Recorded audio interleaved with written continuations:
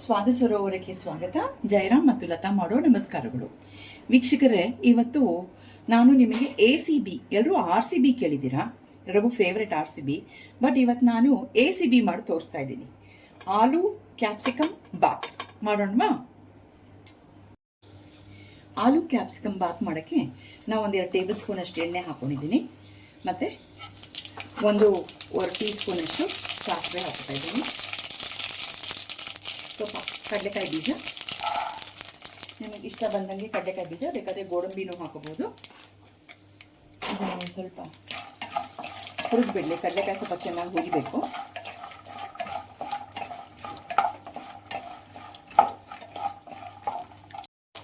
ಕಡಲೆಕಾಯಿ ಚೆನ್ನಾಗಿ ಹುರಿದಿದೆ.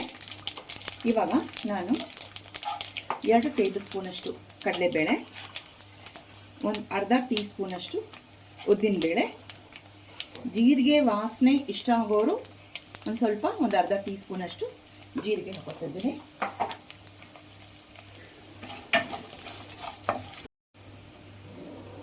ಒಂದು 8 ರಿಂದ 10 ಕರಿಬೇವು ಎಸಳು,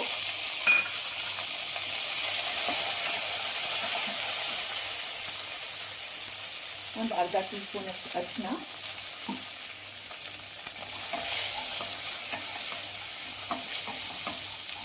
ಮತ್ತು 4 ಮೀಡಿಯಮ್ ಸೈಜ್ ಆಲೂಗೆಡ್ಡೆ, ಉದ್ದುದಕ್ಕೆ ಆಲೂಗೆಡ್ಡೆ ತೊಳೆದು ಸಿಪ್ಪೆ ತೆಗೆದು ಹೆಚ್ಚಿಟ್ಕೊಂಡಿದ್ದೀನಿ. ಆಲೂಗೆಡ್ಡೆ ಹಾಕ್ತಿದ್ದೀನಿ. ಆಲೂಗಡ್ಡೆ ಬೇಯ್ತಾ ಇದೆ. ಒಂದು ಸ್ವಲ್ಪ ನೀರು ಹಾಕ್ಕೊಂಡಿದ್ದೀನಿ ಬೇಗ ಬೇಯಲಿ ಅಂತ. ಇವಾಗ ಕ್ಯಾಪ್ಸಿಕಮ್ ಹಾಕೋತಾ ಇದ್ದೀನಿ. ಈ ಬೇಗ ಬೇಯಲಿ ಅನ್ನೋದೆಲ್ಲ ಈ ಅರ್ಜೆನ್ಸಿ ಇರೋದು ನಮಗೆ ಡಬ್ಬಿಗಳಿಗೆ ಮಾಡಬೇಕಾದ್ರೇ. ಸೊ ಈಗ ಲಂಚ್ ಬಾಕ್ಸ್ ರೆಡಿ ಆಗಬೇಕು.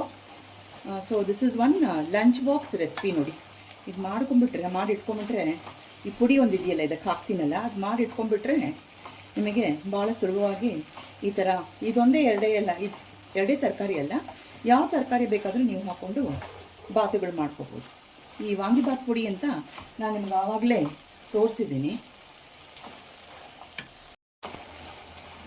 ಅರ್ಧ ಬೆಂದಿದೆ. ಇವಾಗ ಈ ಸಮಯದಲ್ಲಿ ನಾನು ಒಂದು ನಿಂಬೆಹಣ್ಣು ಗಾತ್ರದಷ್ಟು ಹುಣಸೆಹಣ್ಣು ನೆನೆಸಿಟ್ಕೊಂಡಿದ್ದೆ, ಅದನ್ನು ರಸ ತೆಗೆದಿಟ್ಕೊಂಡಿದ್ದೀನಿ.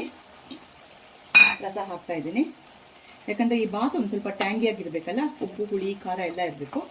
ಸೊ ಹುಣಸೆಹಣ್ಣು ಹಾಕ್ಕೊಂಡಿದ್ದೀನಿ. ಅದ್ರ ಜೊತೆಗೆ ಬೆಲ್ಲ ಹಾಕೋತಾ ಇದ್ದೀನಿ, ರುಚಿಗೆ ತಕ್ಕಷ್ಟು ಬೆಲ್ಲ. ಪುಡಿ ಬೇರೆ ಹಾಕೋದ್ರಿಂದ ಬೆಲ್ಲ ಹಾಕಿದ್ರೆ ಸ್ವೀಟಾಗಿರುತ್ತೆ.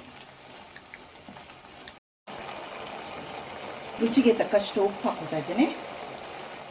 ಕಡಿಮೆ ಆದರೆ ಮತ್ತೆ ಹಾಕೋಬೋದು. ಸ್ವಲ್ಪ ಗಟ್ಟಿ ಹಿಂಗು ಕರಗಿಸ್ಕೊಂಡು ಇಟ್ಕೊಂಡಿದ್ದೆ, ಗಟ್ಟಿ ಹಿಂಗನ್ನು ಹಾಕ್ತಾಯಿದ್ದೀನಿ. ನಾನು ಒಂದು 3/4 ಕಪ್ಪಷ್ಟು ಅಥವಾ ಅರ್ಧ ಕಪ್ಪಷ್ಟು ಡೆಸಿಕೇಟೆಡ್ ಕೋಕೋನಟ್ ತೊಗೊಂಡಿದ್ದೀನಿ.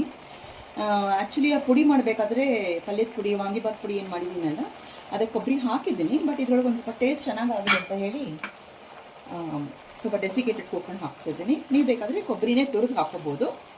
ಇದು ಬೆಳಗ್ಗೆ ಹೊತ್ತು ಅರ್ಜೆನ್ಸಿ ಗೊತ್ತರೆ ಸುಲಭ ಆಗಲಿ ಅಂತ ಹೇಳಿ ಡೆಸಿಕೇಟೆಡ್ ಕೋಕೋನಟ್ ಇಟ್ಕೊಂಡಿದ್ದೀನಿ ನಾನು. ಯಾಕಂದರೆ ಇದು ಲಂಚ್ ಬಾಕ್ಸ್ ರೆಸಿಪಿ ಅಂತ ಹೇಳಿದ್ನಲ್ಲ. ಸೊ ಈ ಲಂಚ್ ಬಾಕ್ಸ್ ರೆಸಿಪಿನ ವಿಡಿಯೋನ ಪೂರ್ತಿ ಎಲ್ಲರೂ ನೋಡಿ. ಯಾರ್ಯಾರು ಸಬ್ಸ್ಕ್ರೈಬ್ ಆಗಿಲ್ವೋ ಸಬ್ಸ್ಕ್ರೈಬ್ ಆಗಿ ನೋಡಿ, ಮತ್ತು ಲೈಕ್ ಮಾಡಿ, ಶೇರ್ ಮಾಡಿ, ತಿಳಿದವ್ರಿಗೆಲ್ರಿಗೂ ಹೇಳಿ ಇದನ್ನು. ಈಗ ಇನ್ನೇನು ಸ್ಕೂಲ್ ಶುರು ಆಗುತ್ತಲ್ಲ, ಈ ಥರ ರೆಸಿಪಿಗಳು ಸ್ವಲ್ಪ ಮಾಡಿ ಇಟ್ಕೊಂಡ್ಬಿಟ್ರೆ ನಿಮಗೆ ಸುಲಭ ಆಗುತ್ತೆ. ಅದಕ್ಕೋಸ್ಕರ ಹೇಳ್ತಿರೋದು. ಮಾಡಿ ನಮಗೆ ಸಪೋರ್ಟ್ ಮಾಡಿ. ಇವಾಗ ನಾನು ನಮ್ಮ ಚಾನಲಲ್ಲಿ ಆಲ್ರೆಡಿ ತೋರಿಸಿದ್ದೀನಲ್ಲ ವಾಂಗಿಬಾತ್ ಪುಡಿ ಅಂತ, ಆ ಪುಡಿನೇ ಹಾಕೋತಾ ಇದ್ದೀನಿ. ಇದಕ್ಕೆ ಎಷ್ಟು ಹಿಡಿಯತ್ತೆ ಅಂತ ನೋಡಿಕೊಂಡು 2 ರಿಂದ 3 ಸ್ಪೂನ್ ಬೇಕಾಗ್ಬೋದು, ಮತ್ತು ಬೇಕಾದರೆ ಆಮೇಲೆ ಹಾಕೋಬೋದು. ಈಗ ಹಾಕ್ಕೊಂಡು ಮಿಕ್ಸ್ ಮಾಡಿಬಿಡ್ತೀನಿ. ಮಿಕ್ಸ್ ಮಾಡಿಬಿಟ್ಟು ಒಂದು ಸ್ವಲ್ಪ ಅನ್ನ ಆರಿಸಿಟ್ಕೊಂಡಿದ್ದೀನಿ. ಅನ್ನಕ್ಕೆ ಎಷ್ಟು ಬೇಕೋ ಅಷ್ಟು ಮಾತ್ರ ನಾನು ತೊಗೊಂಡು ಇದು ಪಲ್ಯ ಏನಿದೆಯಲ್ಲ ಅದನ್ನು ಕಲಿಸ್ಕೊತೀನಿ. ಉಳಿದಿದ್ದನ್ನು ಚಪಾತಿ ಜೊತೆಗೆ ಪಲ್ಯ ಥರ ತಿನ್ಬೋದು. ಸೊ ಬಾತಿಗೆಲ್ಲ ರೆಡಿಯಾಗಿದೆ, ಚೆನ್ನಾಗೆಲ್ಲ ಬೆಂದಿದೆ. ಇವಾಗ ಇದಕ್ಕೆ ಮೇಲೆ ನಾನು ಒಂದು 2 ಟೀ ಸ್ಪೂನಷ್ಟು ಎಣ್ಣೆ ಹಾಕ್ಬಿಟ್ಟು ಒಂದು 2 ನಿಮಿಷ ಮುಚ್ಚಿಟ್ಬಿಡ್ತೀನಿ. ಆಮೇಲೆ ಸ್ವಲ್ಪ ಆರಿಸ್ಕೊಂಡು ಡಬ್ಬಿಗೆ ಕಲಿಸ್ಕೊತೀನಿ. ಸೊ ಇದು ಬ್ಯಾಕ್ ಟು ಸ್ಕೂಲ್ ರೆಸಿಪಿ ಅಂತ ಒಂದು ಮಾಡಿ ತೋರಿಸ್ತಿದ್ದೀನಿ. ವೀಕ್ಷಕರೇ, ನಮ್ಮ ಲಂಚ್ ಬಾಕ್ಸು ರೆಡಿಯಾಗಿದೆ.